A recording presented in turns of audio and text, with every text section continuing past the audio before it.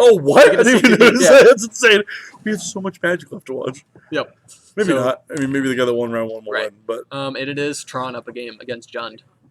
that sounds about right to me. Mhm. If the old tales are true. Yep. You know. Yep. Legend of Tron. We do have Randall on Jund over here on your right. And we do have Brother Hamilton. Mm-hmm. I actually don't know. Future rap musical incoming. Michael Hamilton. Yep, Michael Hamilton. Wicka. From Indiana. From Indiana. Yep, mainstay of the state.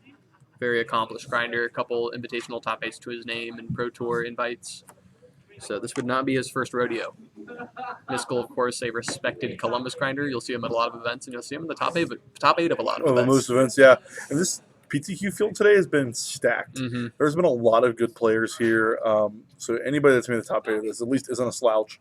And so we're gonna get to watch a lot of good Magic. I'm excited to watch. Some more Tron. You know, as a longtime Tron guy, it's kind of just fun to see it in a spot that's good again, in my opinion. The more Jund, the better in the room for Tron. So. Looks like both players are finally shuffled. It looks like up it's here. Eldrazi Tron specifically. Oh, it's not traditional mono green, as it were. So all is dust, some Chalice of the Voids, Karn the Great creators, Matter Reshapers. Yep, looks like it. Wow, Michael Hamilton just a board of one-ofs. Oh, of course, he's got the Karn the Great creator. This is actually just the perfect tutor deck here. Mm-hmm. And it looks like we are going to finally get the 7s off the top of the deck there. Both players wanted to make sure they did it in the most pristine way possible. Mm-hmm. Hamilton here showing us a 6 on the dice. I appreciate his gumption. Slipknot wrote a song about 6s. Oh, yeah? Yeah. I wouldn't recommend listening to Slipknot. They're actually not that great. Could you sing it for us?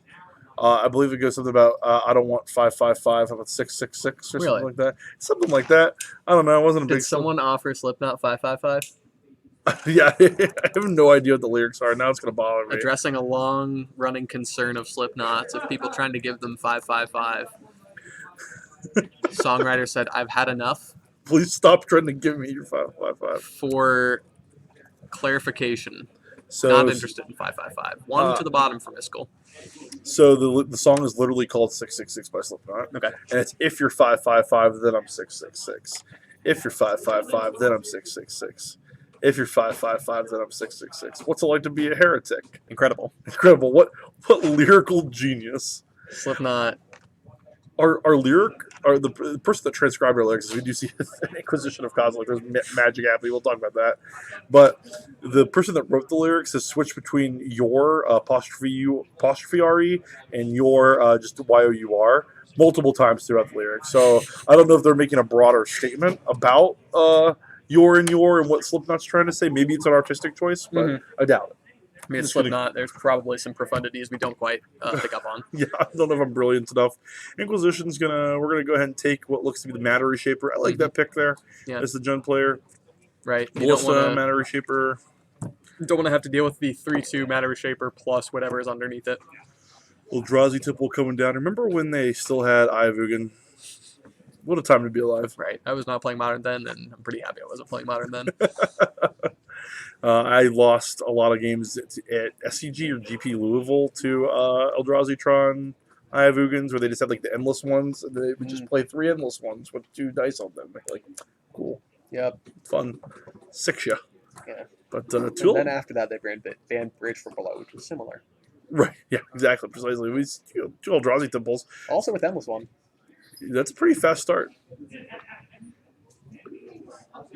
Not a whole lot happening right now. We do see the shock going down to 19 for Mischal here.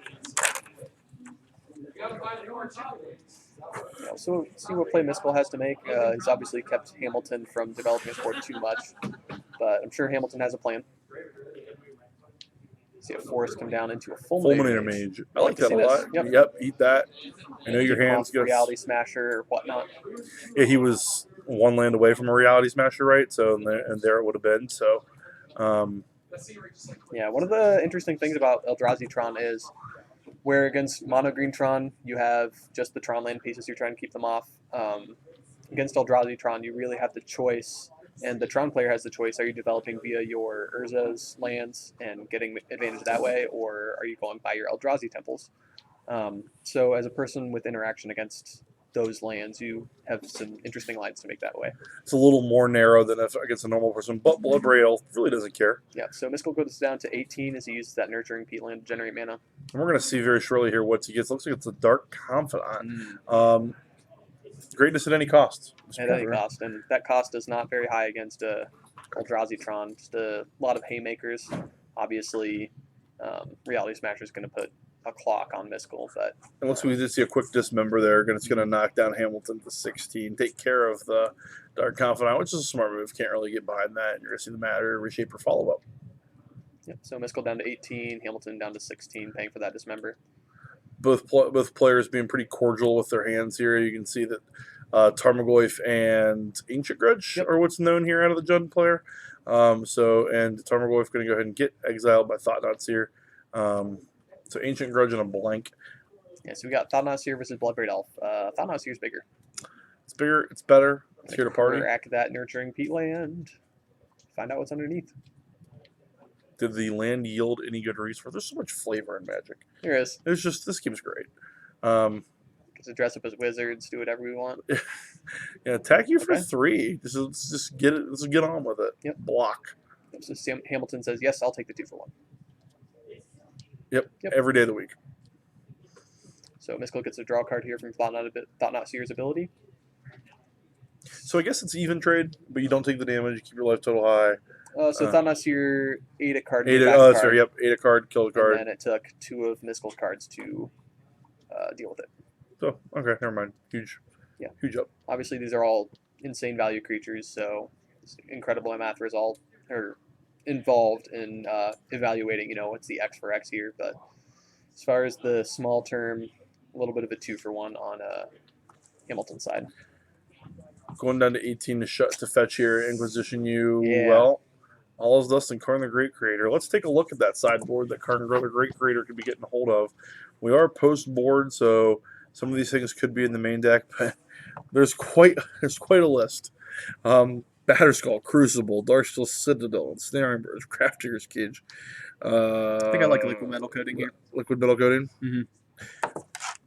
Yep, so that artifact's going to be able to turn Miskell's lands into artifacts, and then Karn can use his plus ability to turn those artifact lands into 0/0 artifact creatures. Gotcha. Okay, and then they'll just die. Mm-hmm. So yeah, the liquid metal coating has been a staple pretty much in Karn boards and any deck that can support them. Very interesting tool to have. We'll see if I assume you leave that in your deck if you're going to play the Karn the Great Creator. You probably don't side something like that in. You leave it as a toolbox. Because you increase the amount of your copies, but looks like fetch, you get a stomping ground, put it into play, tap 17 life points. Those are our count, but again, this is one of those matchups where even if we're off 1 or 2 because the players playing a little quickly, this isn't about life totals. Right. Miskell also down to 16 here. He's used a couple fetches and used the Nurturing Peatland for mana.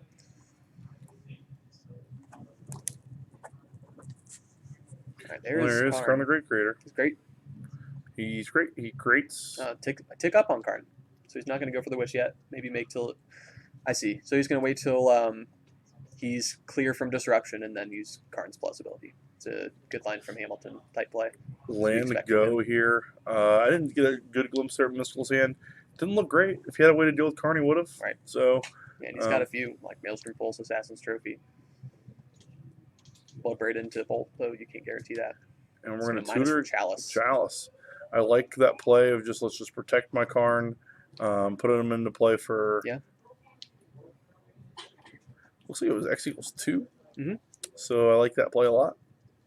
Shuts off all of the beats. Yep. Shuts off Assassin's Trophy, Tarmogoyf, Ancient Grudge, Abrupt Decay, for the Chalice itself. Mm-hmm. Doesn't shut off Abrupt Decay, unfortunately. It can't be countered. Right. It has extra text. Yep. I should read the whole thing. It's fine. Just the. It's okay. Thanks. I appreciate that. Yeah. Says you let me off the hook. Yeah. Thanks. We haven't seen Abrupt Decay in a while, so a lot of people don't know all the text on it.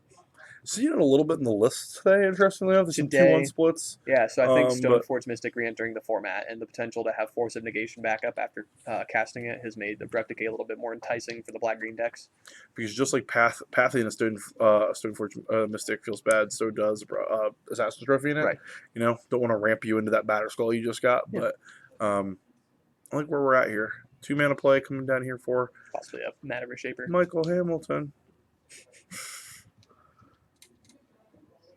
Hamilton never throws away a shot. He doesn't. Karn the Great Creator doesn't either. And he's going to go into the deck some more, tutor it up. And what are we going to get? What do you think you get? I mean, Liquid Metal Coating seems like a good way to do it. Crucible Worlds. Okay. Okay. Get that Eldrazi Temple back that Fulminator made so rudely discarded. Yep. And Jund doesn't play a lot of basics. So if you do find your way into your Ghost Core, you can eventually start working your way There's against the Mana that. Reshaper. And there it is. And so now we have a clock finally. Chalice on 2, Karn on 2, Crucible. Hamilton's working with a lot here, and Miskal's not working with a lot. Usually, Jund loves being in this position of both players are not working with a whole lot, but when your opponent's top decks are huge Eldrazi Chunguses, it's a less favorable position to be in. So Liliana is going to see if it goes up or down. It's going to go down. Interesting Mana choice. Reshaper into an Expedition map. All right. An Expedition map's a pretty good card when you have a Chalice on the board and you can get whatever utility land you want. Can't be excited to see that if you're a Mischal here.